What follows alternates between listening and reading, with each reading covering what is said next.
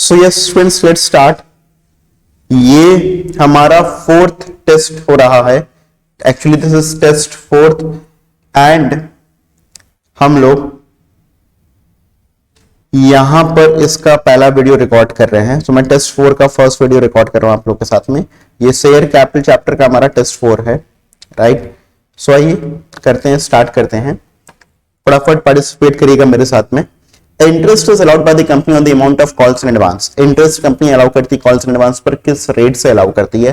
तो interest company allow करती है 12% से, और इंटरेस्ट कॉल्स इन एडवांस पर चार्ज करती है 10% से। तो याद रखिएगा 12%। फिर अगला जो है हमारा वो है डैश शेयर्स कॉन्फर्स वेट और voting rights on its shareholders. तो इक्विटी, फिर मैच द कॉलम।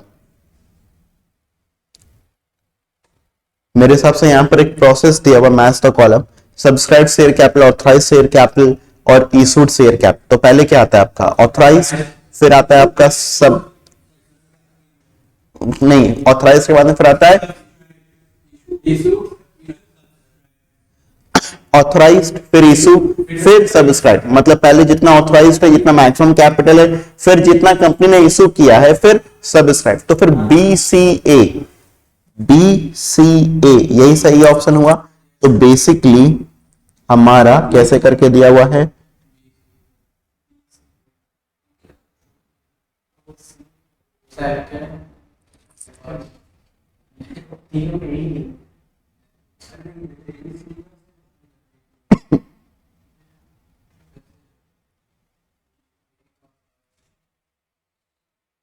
अच्छा देखिए, ये कोड्स कुछ ऐसे करके दिए हुए हैं आपको। जैसे कोड A है आपका, अब A के आगे में आपको देखना है कि 3 है कि 2 है कि 3 है। तो A का क्या था? पहले तो ऑथराइज था अपना, ऑथराइज तो फर्स्ट था, है ना। तो B वाले में देखो फर्स्ट कौन सा, ये है आपका B, और ये दोनों में आ रहा। फिर सब्सक्राइब आपका, फिर सब्सक्राइब था कि इशूड था, फिर इशूड था, C था, C आपका सेकंड था, है ना। तो C वाला देखो आपका सेकंड किस में आ रहा है, इसमें आ रहा है। तो B वाला ऑप्शन इज करेक्ट। एक बार देख लीजिए, तरीका समझिए, ठीक है। फिर when share application amount is received in lump sum, dash is credited with blank column with bank account is debited। अच्छा, when share application amount is received in lump sum, ठीक है, dash is credited while bank account is debited। तो क्या आप credit करते हो? तो share application and allotment account.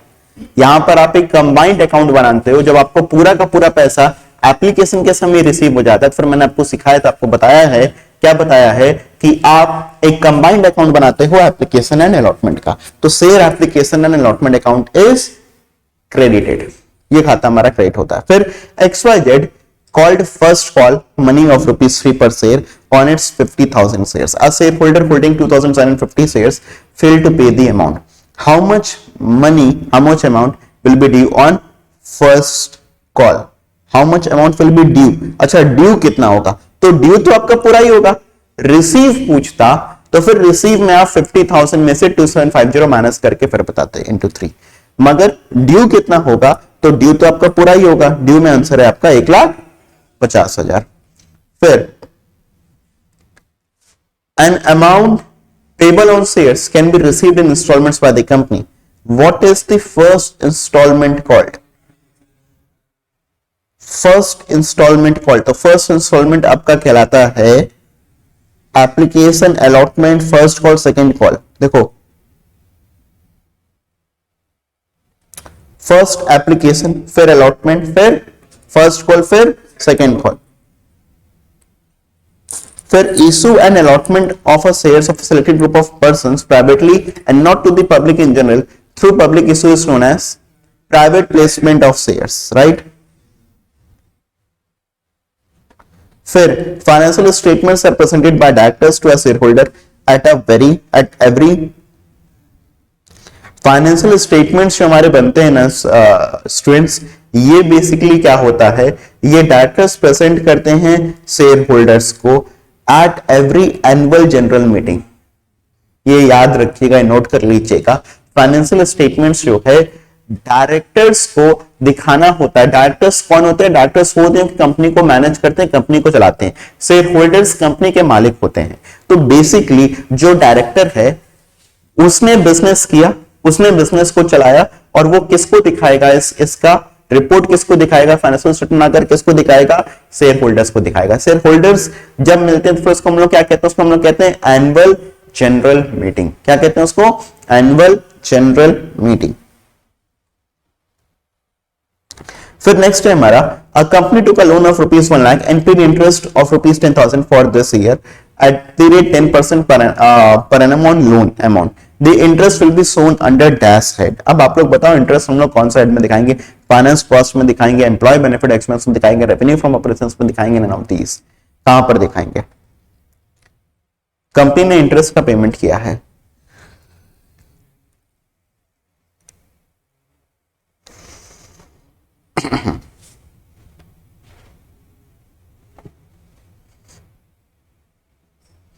ये जो ऑनलाइन स्टूडेंट्स है मेरे, वही प्लीज पार्टिसिपेट करें आप लोग भी। तो बताओ ये कहां पर आप दिखाओगे?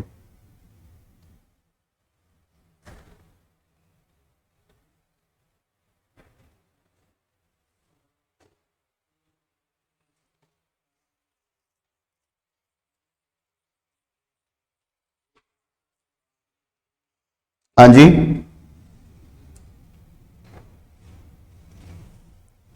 ये हमारा दिखा जाता है एज फाइनेंस कॉस्ट, राइट।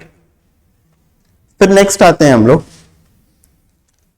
ये भी आपको मैच करने के लिए दिया हुआ मैच द कॉलम। मैं आपको बता दूं कि बेसिकली इन सब टाइप के क्वेश्चंस आज के डेट में ट्रेंडिंग में है। मतलब एनटीए हो गया, सीबीएसई हो गया, इन सब टाइप के क्वेश्चन से ही बेस पूछेगा आपसे सवाल, राइट। तो देखिए मैच द कॉलम, जैसे उसने दिया बैंक ओवरड्राफ्ट। अब बैंक ओवरड्राफ्ट क्या होता है? रिजर्व सरप्लस होता है, शॉर्ट टर्म बोरोइंग्स होता है, इन्वेंट्रीज होता है, फिक्स्ड एसेट्स होता है, क्या होता है? बैंक ओवरड्राफ्ट हमारे लिए एक शॉर्ट टर्म बोरोइंग्स होता है। तो ए का सेकंड, राइट। फिर कैपिटल रिडेम्पशन रिजर्व, आपका रिजर्व है सरप्लस। फिर ट्रेडमार्क्स, ट्रेडमार्क्स आपके लिए फिक्स एसेट्स। ट्रेडमार्क समझते ना आप लोग?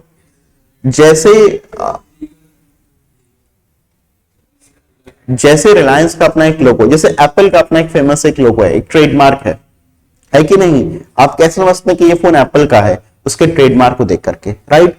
तो वो एक फिक्स्ड एसेट्स होता है। लूज टूल्स आपके इन्वेंट्रीज का पार्ट होता है। तो डी का 3। अब ये देखो ये किस में फंस रहा है? ऑप्शन सी है ना, ए का सेकेंड, बी का फर्स्ट, सी का फोर्थ और फिर डी का थर्ड। तो ये हमारा हो गया, ठीक है। फिर जैसा कि स्टूडेंट्स हम लोगों ने अपने लास्ट टेस्ट में प्रैक्टिस किया था, इस टाइप के भी क्वेश्चन आज के डेट में बहुत आ रहे हैं। क्या है? assertions और reasons, ठीक है। तो certain accounting conventions like convention of consistency, conservatism, full disclosure, etc. are followed while preparing financial statements. Yes, होते ही हैं। फिर use of accounting conventions make the financial statement comparable, simple and realistic. तो basically both are correct, है ना। Explanation भी सही है, तो answer A is correct. Compute cost of material consumed from the following: opening inventory, material purchase, closing inventory.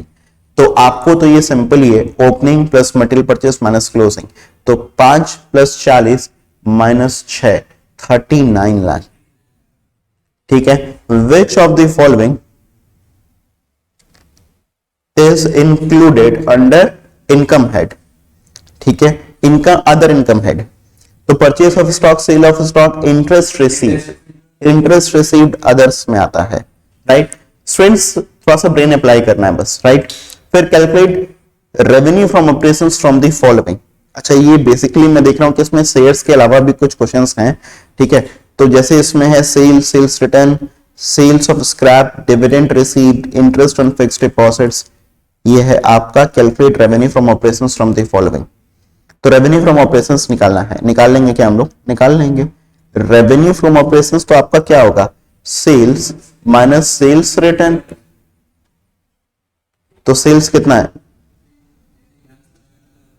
1 crore 4 lakh, इसमें से 4 lakh minus, तो फिर 1 crore, right.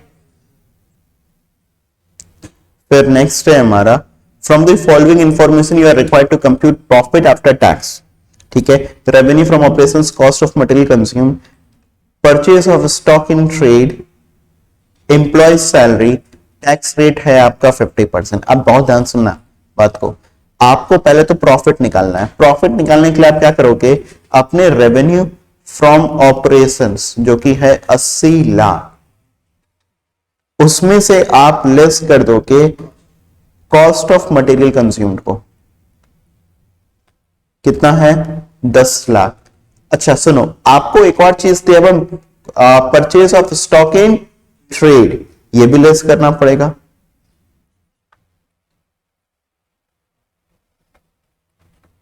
Stock in trade कितना है ये 30 लाख, माइनस किया। एम्प्लॉय सैलरी ये भी लेस करो, कितना है, कितना आएगा माइनस करो 36। प्रॉफिट बिफोर टैक्स लेस करेंगे हम लोग टैक्स, ये आएगा आपका 50% है, मतलब 36 लाख का 50%, तो फिर अपना 18 लाख ही होगा। प्रॉफिट आफ्टर टैक्स अपना कितना हो गया,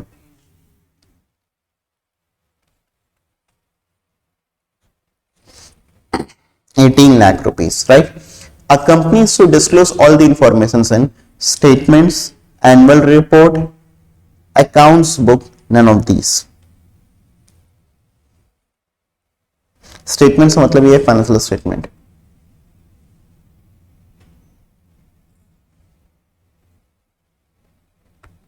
बेसिकली यहां पर सही आंसर है अकाउंट्स बुक, ठीक है। If cash balance is given as rupees,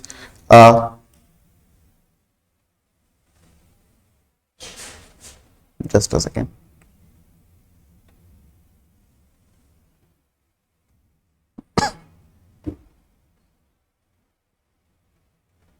चलिए। तो if cash balance is given as rupees 10,000, trade payables 80,000, inventory 1 lakh, trade receivable 1,30,000, prepaid expenses 20,000 and creditor 60,000, what will be the amount of current assets. तो current assets में तो फिर आप cash के balance को 10,000 रुपए को ऐड करोगे, ट्रेड पेबल आएगा नहीं, इन्वेंट्री को ऐड करोगे, ट्रेड रिसीवेबल को ऐड करोगे, प्रीपेड एक्सपेंसेस को ऐड करो, क्रेडिटर को ऐड करोगे, फिर 10,000, 1 लाख, 1,10,000 प्लस 1,30,000, 2,40,000 प्लस 20,000, 2,60,000, 2,60,000, राइट। फिर नेक्स्ट है हमारा, from the following information calculate other income, sale of product 54,000, sale of services 60,000, commission receive 1,20,000, excise duty paid 3 lakh, dividend from investment 20,000। From the following information calculate other income. आप लोग मुझे other income यहाँ